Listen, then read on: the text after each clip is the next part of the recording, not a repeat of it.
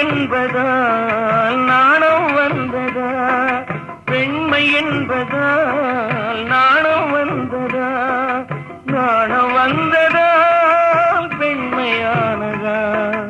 ஓடி வந்ததும் தேடி வந்ததும் பாடி வந்ததும் பார்க்க வந்ததும் காதல் என்பதா பாசம் என்பதா, கருணை என்பதா உரிமை என்பதா?